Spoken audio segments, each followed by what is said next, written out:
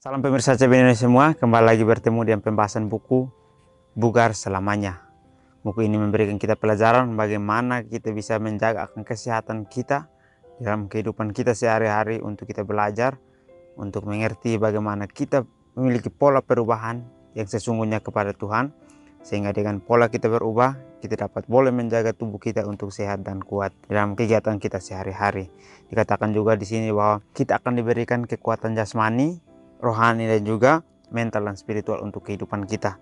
Jadi kita diberikan motivasi, dorongan, dan juga inspirasi kepada kita untuk kita belajar bagaimana kita kenal akan pencipta kita yang membawa kita kepada kemenangan.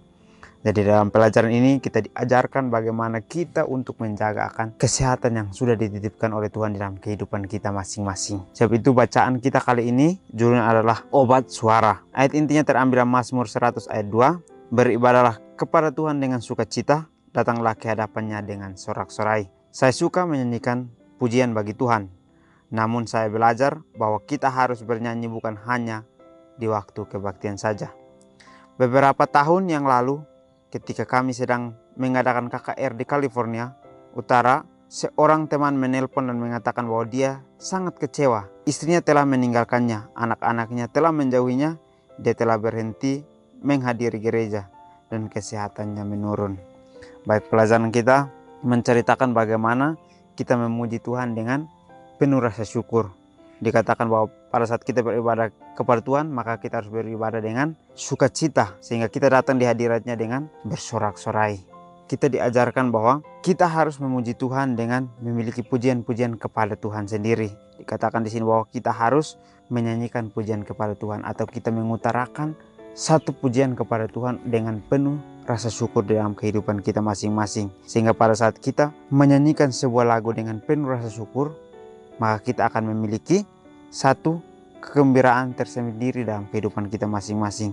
Karena pada saat kita tidak bersyukur, kita tidak menaikkan pujian kepada Tuhan, maka kita merasa bahwa kita memiliki kekurangan dalam diri kita yang kita tidak syukuri. Ada cerita di sini bahwa pada saat dia sudah dijauhkan oleh istrinya, dijauhi oleh anak-anaknya, maka dia telah berhenti untuk datang gereja. Lalu kesehatannya pun menurun karena tidak bersyukur, karena dia sudah rasa bahwa dia tidak pantas lagi, sehingga dia datang lalu dia belajar bahwa semua yang Tuhan sudah berikan itu membuatnya untuk kembali lagi belajar bahwa dia harus menerima semua yang sudah Tuhan berikan. Jadi mari kita belajar untuk kita bisa melihat bahwa Tuhan itu mencintai akan kehidupan kita, sehingga dia menjadikan setiap apa yang ada dalam kehidupan kita ini untuk bisa menjadi pilihan-pilihan yang harus kita buat. Jadi kita dapat belajar bahwa dengan obat-obat yang sudah Tuhan kasih ini dapat membuat kita untuk terus bertumbuh untuk mengenal akan Tuhan sendiri. Jadi kita belajar di sini untuk kita menggunakan suara kita dengan potensi yang maksimal di hadapan Tuhan, sehingga setiap apapun yang kita lakukan di hadapan Tuhan, kita harus lakukan dengan sungguh-sungguh. Dalam keputusannya, dia meminta bantuan kami. Kami berdoa bersama di telepon dan kemudian menyarankan agar dia melakukan perjalanan sejauh 400 mil untuk bertemu dengan kami dan untuk peningkatan kerohanian. Dia setuju untuk datang tepat sebelum menutup telepon. Tuhan mendesak kami untuk memintanya bernyanyi dalam perjalanannya yang jauh. Nyanyikan apa saja, hanya bernyanyi. Baik, cerita ini karena orang ingin untuk mengenal Tuhan, untuk kembali lagi mengerti akan kerohanian itu, maka dia membutuhkan sesuatu orang yang bisa untuk menjadi contohnya. Tetapi kita lihat di sini bahwa jangan kita melihat dari sifat secara manusiawinya, marilah kita lihat hikmat yang Tuhan titipkan di dia untuk memberikan kita kekuatan itu. Sehingga kita lihat di sini bahwa 400 mil jauhnya, dia membutuhkan waktu yang sangat lama untuk datang, tetapi dia berjanji dia akan datang pada saat menutup akan teleponnya. Karena dia rindu untuk bertemu dengan Tuhan, maka dia membuat satu keputusan bahwa dia harus datang untuk mendengarkan akan kebaktian kerohanian itu. Sehingga itu untuk menjadi satu kebaikan untuk dirinya. Sehingga pada saat dia menutup telepon, dia meminta untuk mereka bisa bernyanyi bersama-sama, supaya di dalam perjalanannya yang jauh ini dia boleh merasakan sukacita. Sehingga mereka menyanyikan apa yang menjadi pujian bagi Tuhan. Apa yang sudah menjadi berkat dalam kehidupan kita, kita harus utarakan balik kepada kehadapan Tuhan. Dengan penuh rasa syukur kita nyanyikan dengan puji-pujian yang sorak-sorai. Ketika dia tiba di rumah motor kami dapat melihat bahwa ada keajaiban terjadi. Dia adalah seorang yang telah berubah berseri-seri dengan kebahagiaan. Tuhan telah memberinya nasihat melalui nyanyian saat dia berkendara sejauh 400 mil. Mulai hari itu, sikap pria ini berubah dari murung menjadi gembira. Semuanya karena dia mempraktikkan terapi suara Tuhan yang bernyanyi. Baik, kita lihat di sini ada contoh yang kita dapatkan bahwa pada saat kita ingin untuk melakukan sesuatu dengan sungguh-sungguh, maka kita akan terlihat lebih bersukaria di hadapan Tuhan. Seperti yang dilihat oleh orang-orang yang mengundangnya untuk datang, mereka mengundangnya pada saat mereka melihat dia datang.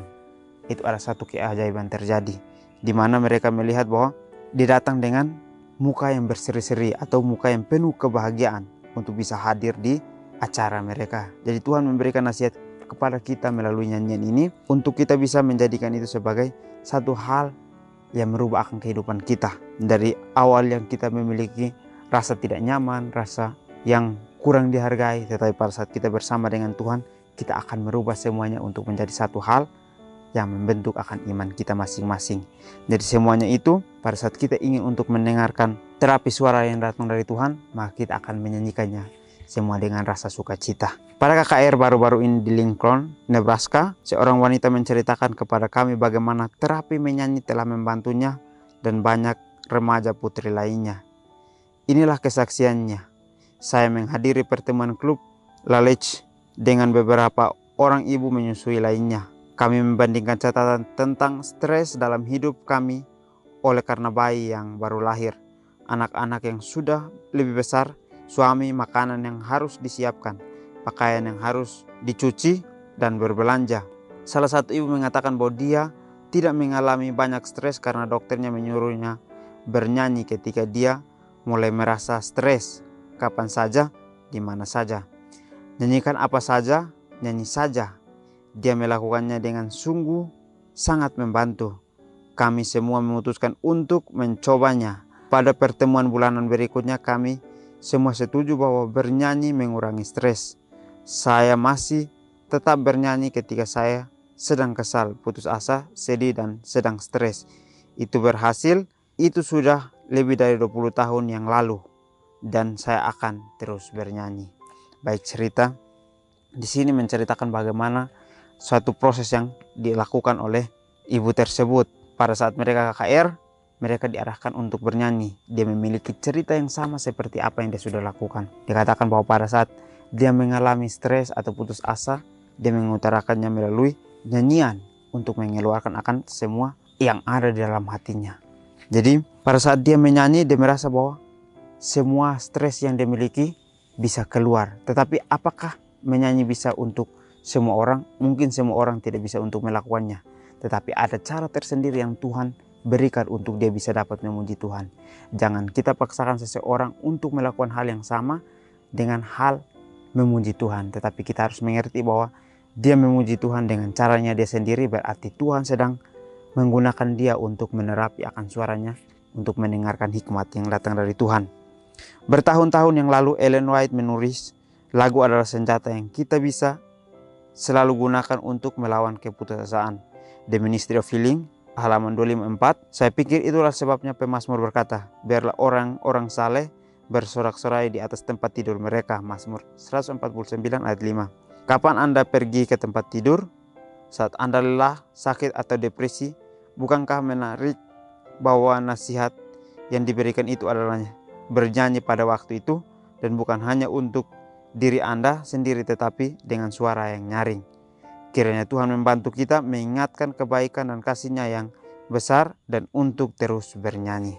Baik, di akhir pelajaran kita memberikan kita pelajaran bahwa Nyonya Ellen G. White sendiri pernah menuliskan di buku Ministry of Healing, mengatakan bahwa lagu adalah senjata kita yang bisa kita gunakan untuk melawan keputusasaan. Dia mengajarkan kepada kita bahwa pada saat kita sedang putus asa, kita sedang merasa bahwa kita tidak berharga, maka kita harus menjadikan lagu itu sebagai senjata utama. Tetapi kita lihat lagu yang kita utarakan harus benar-benar kita utarakan dengan sungguh-sungguh dan kita mengerti akan maknanya.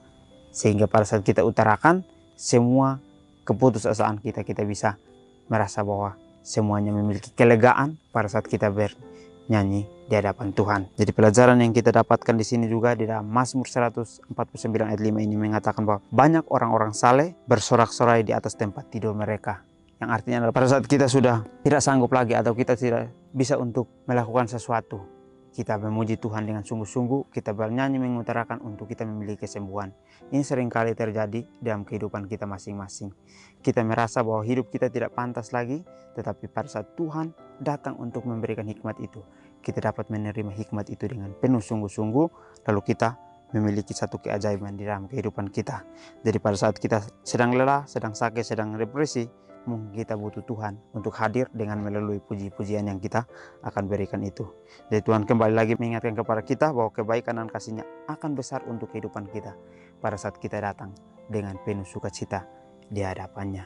Jadi mungkin ini saja pelajaran dapat saya bahas. Kiranya kita bertemu lagi di pertemuan selanjutnya.